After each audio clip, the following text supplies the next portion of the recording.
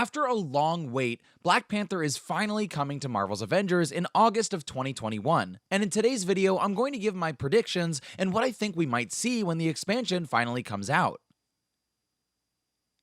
Now, I'm just playing around. The War for Wakanda expansion has finally released for Marvel's Avengers. I've played it, and in today's video, I'm going to give you my early thoughts on the new content. Stars and Stripes! Hello and welcome to another Carrot Scraps video, and by another, I mean the 75th. So, like in previous early thoughts videos, this will be a video where I casually give my first thoughts on the new content I've played. I have a list of bullet points and details that stood out to me during my playtime, but keep in mind, this is not a scripted review. There also won't be a lot of editing in this video, so you'll mostly be watching raw gameplay footage from my second playthrough, and a lot of it won't really relate to what I'm saying. I plan on doing a full review of the War for Wakanda expansion eventually, but until then, I wanted to give my early thoughts. So keep in mind that my opinions might change as time goes on, and that some of the details I express might be wrong. In addition, if I later decide that this video appropriately or mostly covers my final thoughts on the expansion, I might not make a full review, as I don't want to be redundant on my channel. And now let's get some exposition out of the way for those of you who have been living under a rock or who haven't been playing Marvel's Avengers. War for Wakanda is the third DLC added to Marvel's Avengers, it's the third new free character added to the game, and it is the first expansion-sized DLC. Taking Aim and Future Imperfect were the first two DLCs featuring the two Hawkeyes, and this is the third. This expansion is of course free of charge to all those who own Marvel's Avengers already, and it brings a new story campaign, new missions, new gear, a new UI, a new playable character in the form of T'Challa, and the Wakandan biome for you to explore. And that's about everything you need to know about the expansion before we jump into it. So with all of that out of the way, let's finally get into my predictions of what we might see in the August 2021 DLC expansion of Marvel's Avengers. Nope, got you again. You should have seen your face. I got you. I'm giving my early thoughts. This is not early thoughts time. No, it is early thoughts time. What I meant is it's not prediction time.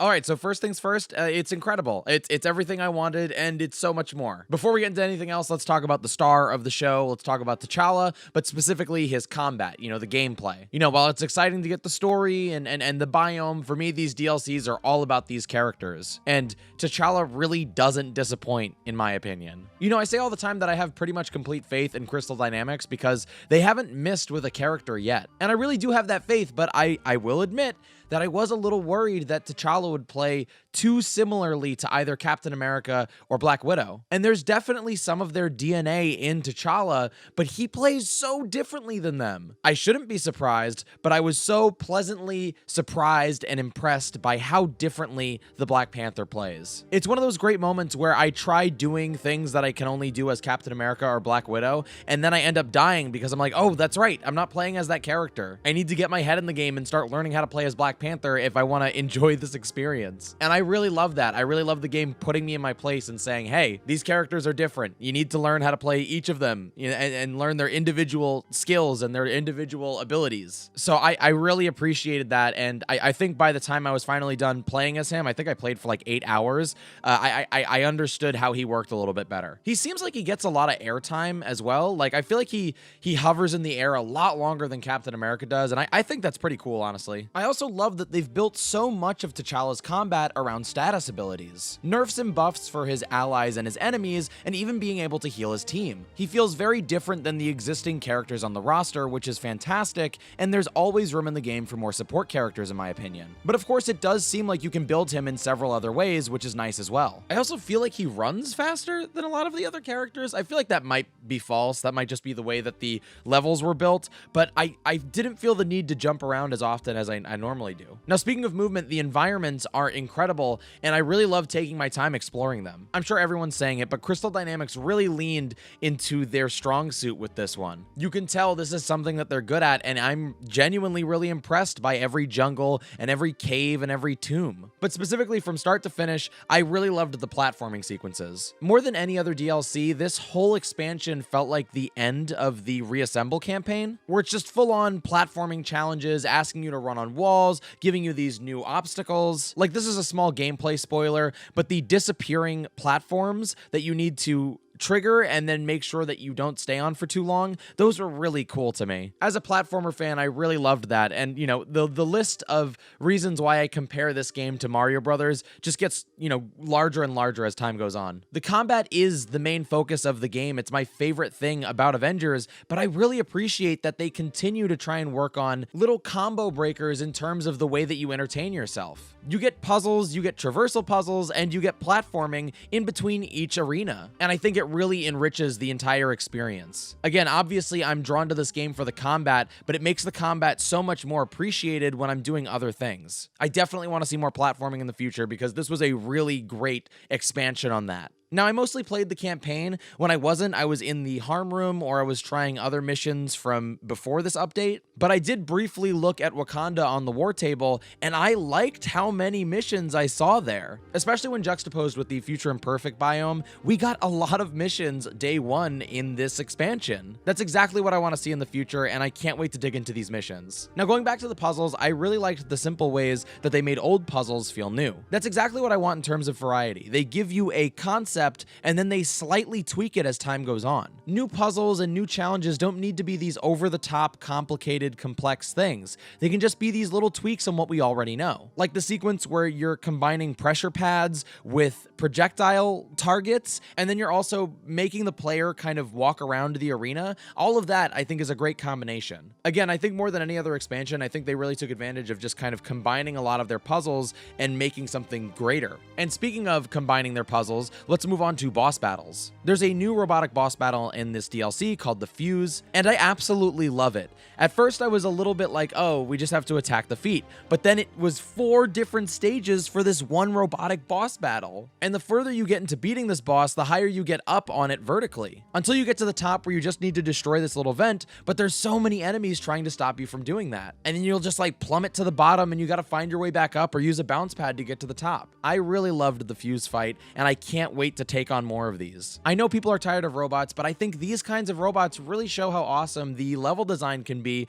with their bosses. Although that being said, the human bosses were pretty good as well. I'm gonna try not to spoil too much, but just be wary of my next couple of comments. I really enjoyed the final boss battle, and I thought they implemented 2 bosses attacking you at once in a really interesting way. I feel like the idea of just doubling up bosses isn't always implemented well, but here I think they did a great job. Both boss enemies were very unique in terms of their cycles and how you were supposed to defeat them, and it never felt like you were overwhelmed. Everything felt like it was working just right. But as much as I loved that final fight, I think I like the earlier Crossbones fight more. I don't know, I just kind of like that it's sectioned into quarters. There's like 4 little segments for you to defeat him, and it's simple. It really works for me. It starts off the DLC really well. Now, in terms of story, this might be my favorite story so far in any DLC, and maybe even the Reassemble campaign. I think before this, Taking Aim was heading to the top of my list, but this is definitely up there now. If you watched my Future Imperfect review where I gave my criticisms on that story, I feel like this does what I wanted Future Imperfect to do much better. It is a very simple story about an invasion and an external conflict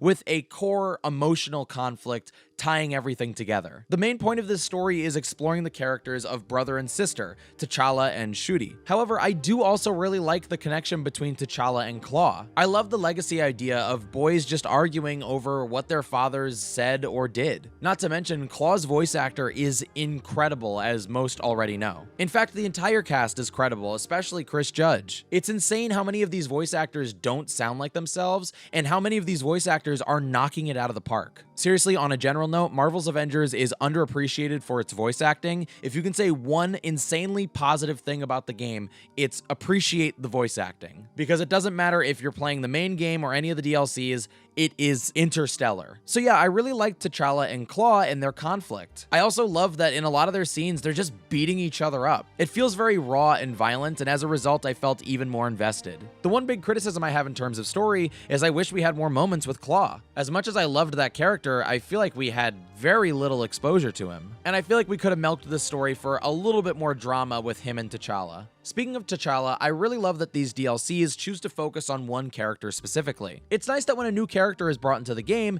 you as the player are introduced to their way of life. Through these very intimate and personal DLC stories, you're introduced to their way of life and who they are as an individual. But that being said, as a fan of the Avengers as a whole and as a fan of the Reassemble campaign, I do still wish we saw more from the other Avengers. I don't know what the fix to this problem is, because on one hand, I do love the excess focus on one person, but on the other hand, I want to see more of the Avengers. These two are kind of at odds with each other, you know? I'm sure there's a way you can mix the two, but at the time, it just feels like these two things are at odds. But overall, I loved the story, and I think it's my favorite so far. Now, when it comes to the new enemies, I don't know if I have a lot to say about them, honestly. I didn't dislike them, but I don't think I really got a full taste of what they can do. So I'll say that I do like them, but I want to see what they can do a little bit more. If I did have to choose a favorite though, I'd probably go with the crawlers. Both the scout and the hunter crawlers are really unique enemies, honestly. I like how they can swarm you really easily, and it takes a little bit of skill to kind of get out from under their dog pile. They're also really great ways to build your intrinsic energy as TChalla by just parrying. But I do have one big criticism of the enemies. One enemy, I believe the tactician, has little drones that will send certain attacks at you, and one of their attacks will blind your screen temporarily. This attack makes it extremely difficult for you to see what's on the screen,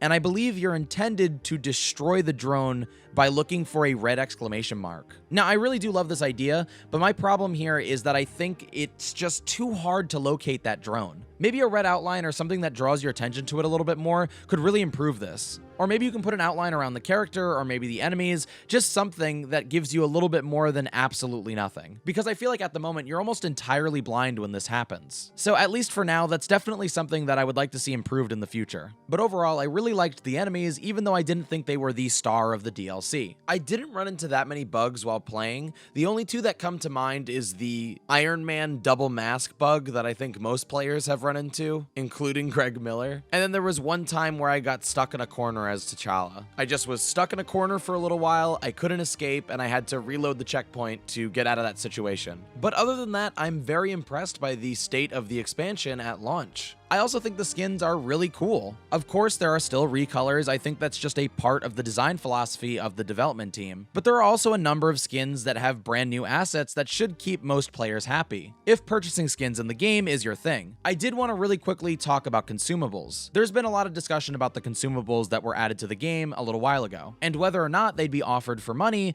allowing for a pay-to-win scenario. Now, I've gone on record saying I don't think that they would charge money for these consumables. So I had a little bit of a heart attack when I got the hero card for Black Panther and saw that there were multiple consumables on that card. But to my relief, those consumables were the free rewards that you got and you didn't have to pay for them. But that relief turned into a question mark when I noticed in the marketplace there was a new Black Panther bundle. This bundle included a skin, nameplate, and takedown, all for a reduced price. But it also included a 3-day consumable that would multiply all of the XP you earned in that time. Now, this actually isn't the first time they've done this in game.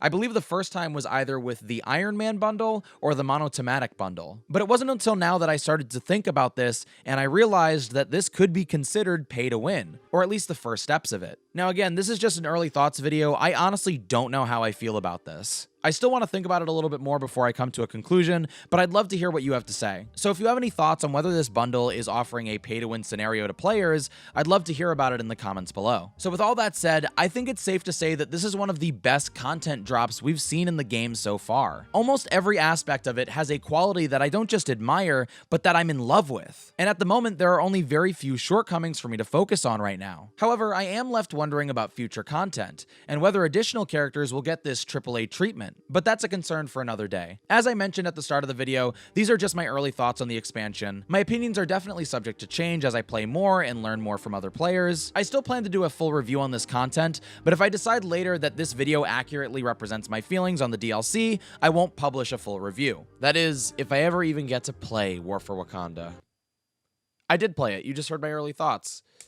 What am I doing? Anyway, that's gonna do it for this video. If for some reason you enjoyed this video, don't forget to give it a like and to subscribe to my channel for more. As a reminder, this week I'm gonna be streaming every day and basically all day in celebration of the War for Wakanda expansion. So if you want to watch me play Marvel's Avengers and other video games live, check me out on Twitch at twitch.tv/carrotscraps. And as an additional reminder, this month for Carrot Comic Book Club, we are reading all new, all different Avengers number 1 through 3. So if you want to participate and potentially have your thoughts featured in a video, make sure to check that book out. And all my other social media, Twitter, TikTok, and Instagram, are at carrotscraps as well. I want to thank you again so much for watching, and I'll see you soon.